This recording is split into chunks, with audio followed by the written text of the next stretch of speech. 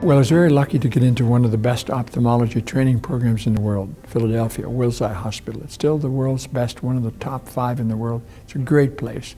So I was lucky to train there, and then I decided that I wanted to be doing a lot of work in cataract surgery, and I took an extra year. It's called a fellowship training in what they call anterior segment surgery, meaning the area of the eye, the cornea, and the lens, which is where cataract surgery is done. So having done that, I was engaged, my wife and I got married, and we decided to look for a spot to live.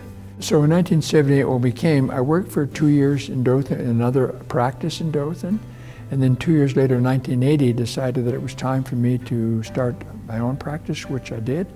And at that time, Dr. Fortin and I were partners, and we're still partners today, and we decided we needed to find a new location. We did start Eye Center South together in a small office, and it's interesting to see how big this place has become over years. And I guess this was very successful because we did pay attention that we did good care to patients, making sure they were coming back to see us because they were satisfied, and trying to keep a good relationship with referring doctors, that they had trust in us, that they had good care with good outcome over here. So we took on what we thought was way too much space, way too much, and we thought, oh boy, is this good or bad? But I actually even tried to convince my wife to allow my family and I to live here because it would be a lot cheaper than buying a house and living somewhere. So, but that didn't go over very well. So we bought the property, and then we started seeing patients, and it kept getting bigger and bigger and busier and busier. And then we decided that, you know, the thing that was going to happen in eye care was going to be outpatient surgery. And then we decided that we were going to become one of the first in the state to open up an outpatient surgery center, which we did on this location. And so we increasingly grew because of that, which then required building more. So then I had to find a way to build another building next door, which was done, and then we ended up filling that up. So the stepwise process, we've actually rebuilt 4 times here to get to where we are now. And we really run out of room in our building, so we ended up, of course, next door we have the opportunity to be in another building which has gotten to be a large size as well. As we merged the 2 big practices, we realized that, gosh, there's some areas of the state, that are part of the state, that were not being well serviced by ophthalmology.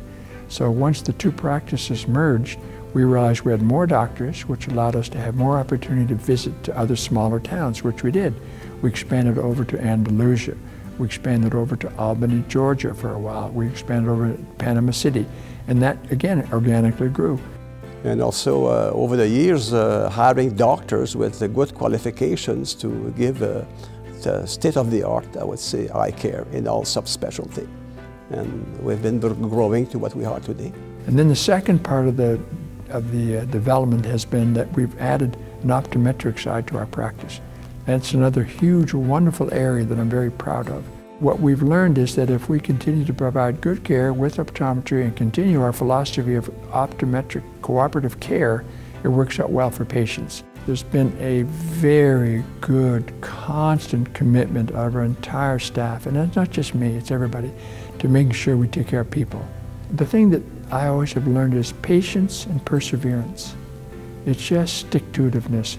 That's important in life, is to really keep going, don't quit. I remember distinctly, sometimes you have flashes, right? So I have a flash. I'm walking down the hallway, just having seen the completion of our new building, our new surgery center, having added a bunch more staff, having added a bunch more specialties, etc. This has been 15, 20 years ago. We had just been through a very difficult time with construction, noise, and everything. And I realized that as I'm walking down the hall, I'm going down from my area to the surgery area. I'm all by myself, and I'm realizing this is something that is unbelievable to me. My mother and father would have been extremely proud. And as I'm coming down that hallway, door opens up, there's people bustling in and out, there's activity, and I think, boy, this has all happened under my watch. What a privilege. So that's my holy cow moment.